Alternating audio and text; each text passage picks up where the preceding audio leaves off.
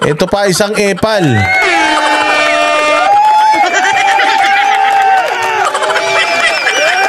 Sa tinagal-tagal ng panahon na senadora ito, 6 na taon, ngayon lang nag-iingay. Bakit? Nag-iingay ngayon kasi nga 2025, wala na siya dyan sa Senado, tatakbo na siyang mayor. Doon sa kanilang lugar dyan sa Makati. O so syempre, kapag katatakbo kang mayor, kailangan maingay ka. O hindi ka na nga makita, tas hindi ka pa iimik. O kailangan maingay ka.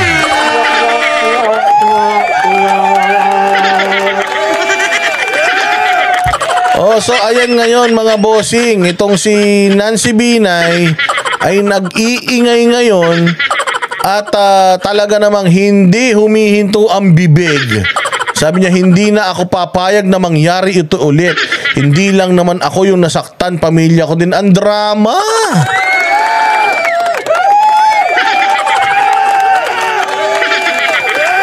Napaka-drama nyo. Putang ina, mga balat sibuyas pala kayo. Bakit kayo tumakbo sa gobyerno?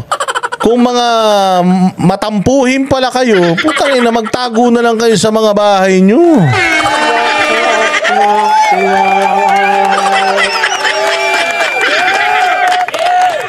Walang hiya o mga kulang sa aruga, sabi nga ni Telma Tobias. Ito si Nancy Binay, ang tagal nito, walang kaimik-imik. Nakakalimutan na nga lang daw nila dahil hindi nila masyadong makita ito eh. Sa Senado, ayun, andiyan ka pala Nancy. Buti na nagsalita ka.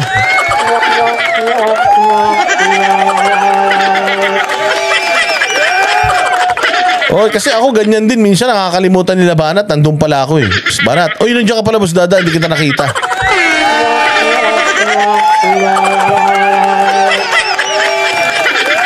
Oh, so dahil sa dilim ng sa dilim ng mga hinaharap nito, sigurado ako na nag-iingay ito para marinig siya kasi hindi na nga siya makita, hindi pa siya marinig.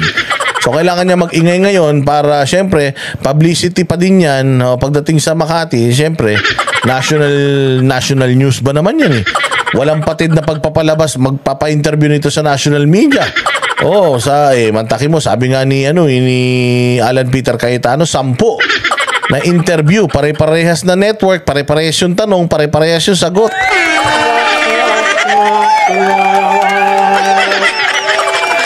Hindi, totoo yan. Oh, kung hindi pa ako ngumiti, hindi pa ako makikita ni Banat Bay. Mas madilim naman siya sa'yo. Hindi, pakasin ko nga yan eh. Telma Tobias, kasing ko yan, kasing kulay ko nga yan.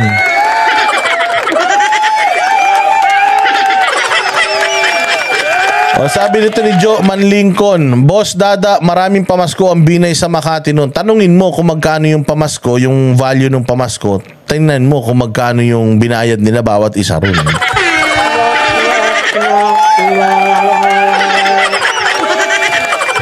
O, pakinggan ninyo. Itong drama ni ang dami ng drama ngayon. Dramatic actor si Trillanes. Dramatic actor si Abalos. Puta, may bago tayong dramatic actress. O, sino ba kamukha nitong artista ni Madam?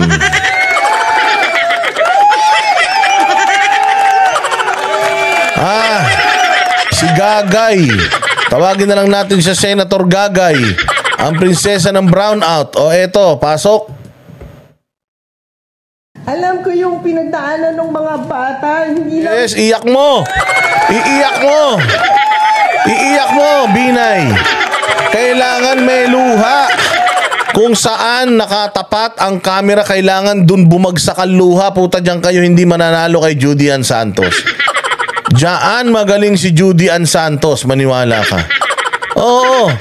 Si Judy Ann Santos, pag nandirito camera, puta, dun lumapatak yung luha. Oo. Pagka nakaharap, pak dito. Psh. Pag nandito, pak dito. Ang galing. Oh, mag-workshop ka kay Mag-workshop ka kay Judy Ann Santos. Kailangan, Madam, madaming luha yan, ha? Oh, baka yung luha mo kulay tinta ng pusit yan, ha?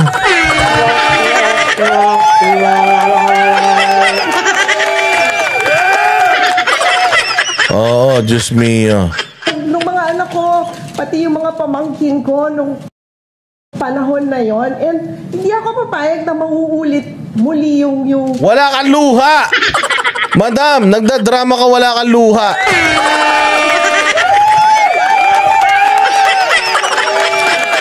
Pinipilit mong umiyak, hindi ka naman maiyak-iyak. Hinuhugot mo pa yung mga naramdaman ng mga anak nyo, pamangkin nyo. Huwag kayong tumakbo. Manahimik kayo sa mga bahay nyo para hindi kayo nadadamay sa gulo ng politika. Yung ganong pinagdaanan nila kasi siguro ang hirap ma-explain kung hindi mo pa nararamdaman. Wala na luha. Ano ba yan? Hello, Lisa Kamimura.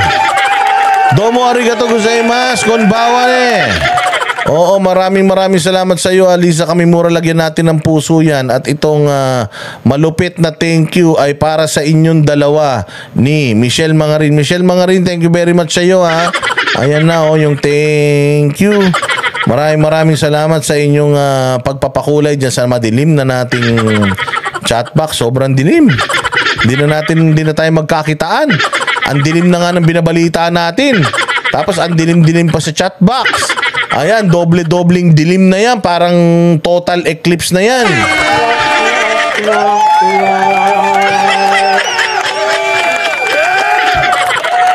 Maraming salamat sa inyong dalawa, ha. Lisa Kamimura at saka Michelle Mangarin. Kayo na lang talaga nagmamahal kay Boss Dada. Wala na nagmamahal kay Boss Dada. Kayo na lang talaga. Mabuti pa to si Nancy Binay. Wait lang, saan na ba yung pampatak ko sa mata? Mas magaling pa akong umiyak dito kay Nancy Binay. Buti pa. Wala na nagmamahal sa akin. Si Black Mamba hindi nagpapakulay dito. Samantala sa ibang vlogger, pakulay ng pakulay yan. Nagpapahotel pa ng walang bayad. Tapos binigyan lang ako ng sombrero tsaka ng labakara. Parang sinasabi ni Black Mamba, hindi ako naghihilod.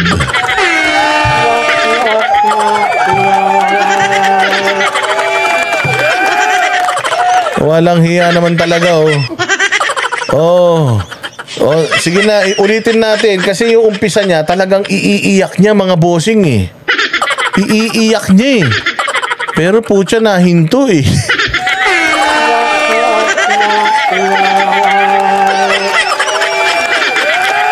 Ulitin natin. Tingnan ninyo paano niya sinimulan. Alam ko, iiyak talaga. Iiyak, Putya, walang lumabas na luha, peki, sige. Okay, lights! Camera! Action! Gagay, ang prinsesa ng brownout. Part 1. Action!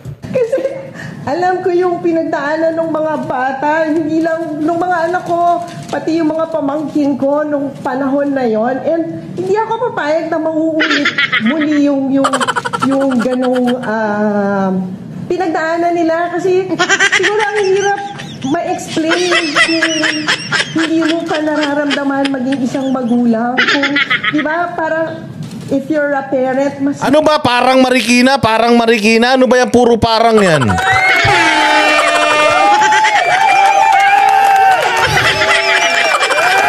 Napakahirap kasi, Nancy Binay, pag hindi naman genuine yung mga sinasabi mo, Pag hindi ka naman sanay talaga magaganyan kasi for the past 5 years or more than 5 years, almost 6 years, hindi ka naman mahilig magpaganyan-ganyan, kasi alam mo naman, hindi ka naman artista talaga,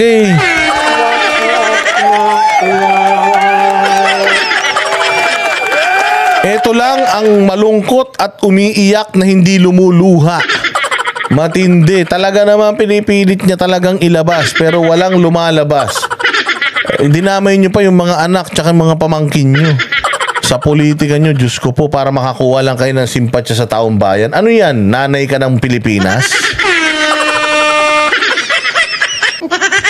Ano yan?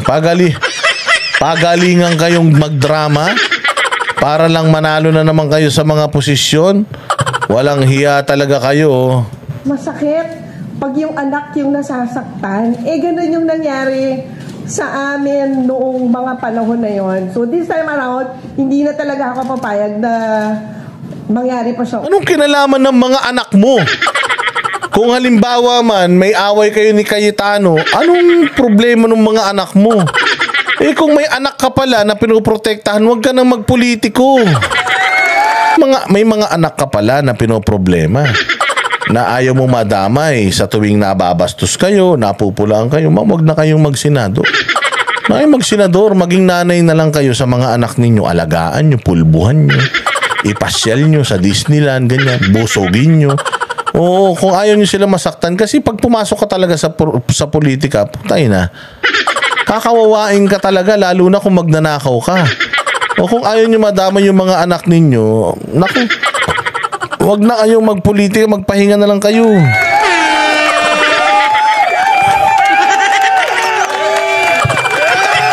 O, sige, tuloy pa natin. Ulit. Wala na, Bina, hindi ka na umiyak. Nakalimutan mo na dapat umiyak ka, no? O, sige, pasok. Well, una gusto ko rin magpasalamat kay Senator Tolentino because I saw... O, kanina umiiyak ka na. Ano to? Baliw ba to? Ang bilis ng transition, ha? Ang bilis ng transition. 52 seconds. Nagbago yung mood niya from almost crying to thankful.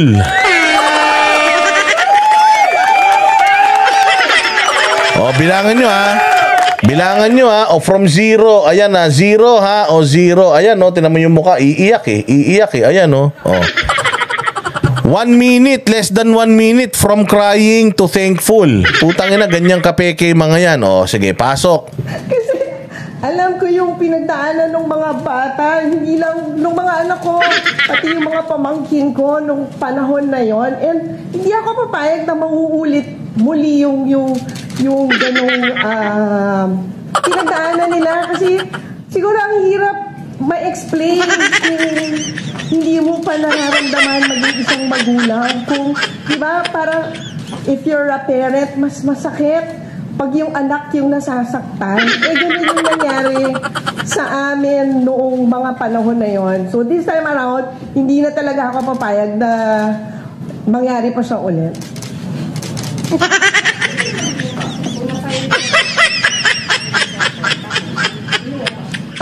Well, una gusto ko rin magpasalamat kay Senator... Yan, 50 seconds. Ayan, o, kita-kita nyo, 50 seconds. From 0, maiyak-iyak, damay ang mga anak ko. Ang mga anak... Walang dinamay si Senator Cayetano na anak. Ano ka ba?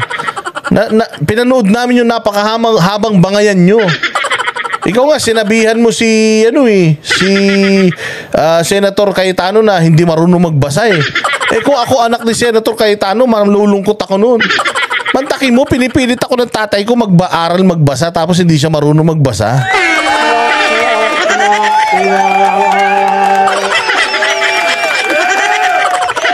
Anak ng tinapay talaga, oh. Sabi nga ni Cecil Sioson, walang sense. Wala talagang sense yung sinabi niya.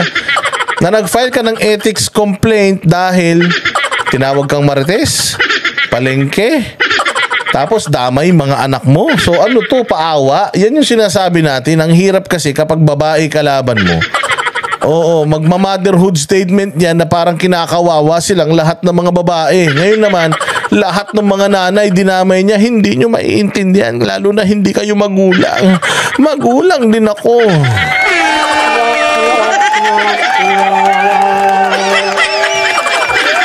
Oh, pero napakalupit kasi ang bilis mong makamove on mula 0 to 50 seconds. Iba na kagad ang aura mo, action star na ulit. O sige, pasok. Tolentino because I saw yung pronouncement niya na i-hear daw niya tong complaint natin. So hopefully, pagbalik namin sa July 22, magkakaroon na ng schedule itong complaint. And siguro ang sa akin, hindi ko naman siya minamadali. I want this to go through a process. Kung kailangan tawagin yung mga nag-interview sa akin, kung talagang may katotohanan yung pagbigay ko ng mga tanong sa kanila, I am more than willing to wait. And ayoko rin siyang i-pressure na mag-rule ka agad. Kasi nga, gusto ko talagang makita ng lahat. Nasino ka? Nancy Binay. Do you think you're all that? Sino ka para i-pressure mo si Tolentino na mag-rule ka agad? Hello? Yan ang problema sa'yo. Pakialamera ka. Pakialamera ka, pinakialaman mo yung committee ni Alan Peter Cayetano nung nagalit sa'yo, iiyak ka. Ngayon naman, yung ethics committee na si Senator Tolentino yung committee chair, puta, pakikialaman mo din. Ayaw mo siyang i-pressure. Kahit hindi mo siya i-pressure, wala siyang pakialam. Pakialam sa'yo, i-pressure mo siya o hindi. Hindi naman ikaw ang complainant ka lang. Hindi naman ikaw ang chairman ng committee.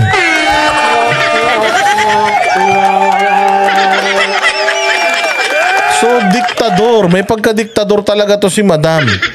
Oo, ayaw daw niyang i-pressure. So, parang pag pinressure mo, susunod sa'yo si Tolentino. Is that what you're insinuating? Kahit i-pressure mo si Tolentino, wala yung paki sa'yo. Tatapusin niyan sa oras na dapat niyan tapusin yan. Bagamat bumaliktad dyan si Tolentino, uniteam na siya ngayon, naniniwala ako na yung talino niyan, intact pa din.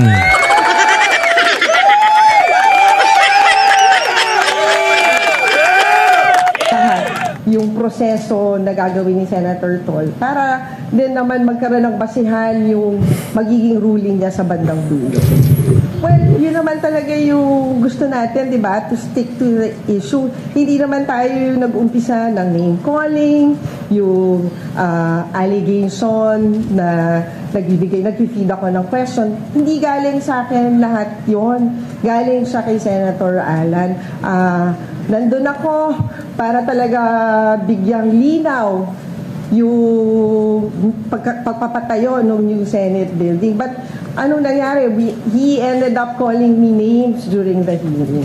Kung baga hindi ka naman pwede managing na lang kapag gano'n yung ginagawa. Oo naman. Talaga hindi, di ba? Uulitin ko, hindi lang naman ako yung magkakaroon ng hindi lang naman ako yung nasaktan, di ba? Ano ba talaga? Ang gulo-gulo mo? Parang ang ina niyan.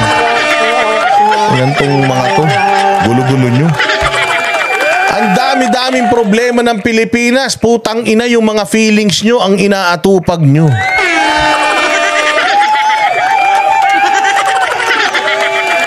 Ang taas ng presyo ng bigas, gasolina, ang traffic, ang init, ang mahal ng kuryente. Putang ina, isipin nyo naman yung anak ng ibang mga Pilipino. Puros mga anak nyo na lang, sa sarap ng buhay ng mga anak nyo. Problema ng Pilipinas, gutom, krimen. Malapit na tayo magkagera. Tang ina, mga feelings nyo pa yung inaatupag nyo.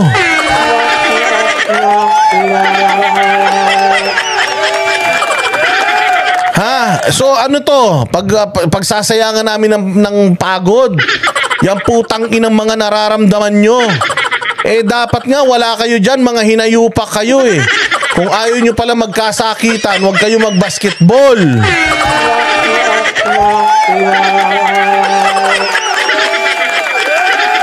Inan nyo. Tangin na, sasayangin nyo pera ng mamamayan dahil lang nasaktan kayo sa pinagsasabi nyo parehas. Parehas naman kayong nagbitawan ng mga hindi magandang salita ron. Sinabihan mo nga rin si Alan Peter Cayetano, hindi marunong magbasa. Sinabi lang niya sa'yo na hindi Marites ang pangalan mo, Lourdes. At sinabi lang niya na parang palengke, wag tayong parang palengke, tapusin natin to. Tapos pa-walk out ka. Nagulat nga si Alan Peter Cayetano, nag-walk out ka na pala. Akala niya nandun ka pa sa tabi niya, hindi nga siya nagalit sa'yo eh. Sabi niya, Nancy, diyan ka ba? Sabi, sir, wala na po, kanina pa umalis. Ay talaga, pucha, hindi ko nakita.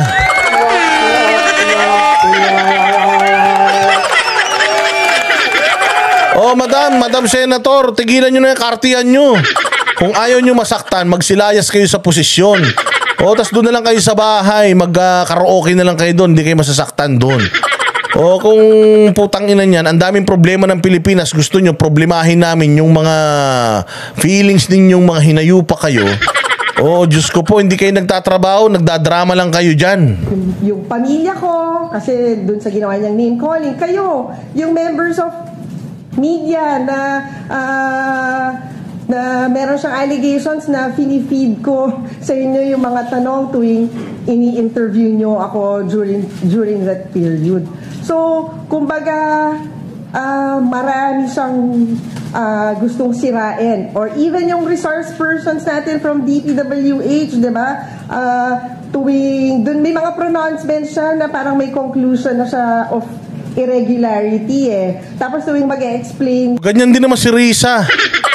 Di ba si Risa nga hindi pa niya nakakausap si Pastor Kriminal na si Pastor sa kanya. Putragis ka. Dapat ikaw mismo kinukundina mo din si Risa Ontiveros doon, pares kayong babae. Bawal pala sa Senado yun Bawal pala sa Senado, yung resource person ka pa lang, pinaparatangan ka na. Tangina, bakit si Risa Ontiveros pinaparatangan na yun si Pastor Kibuloy? Bakit si Jinggoy pinaparatangan na kagad si Morales ng PDEA Leaks?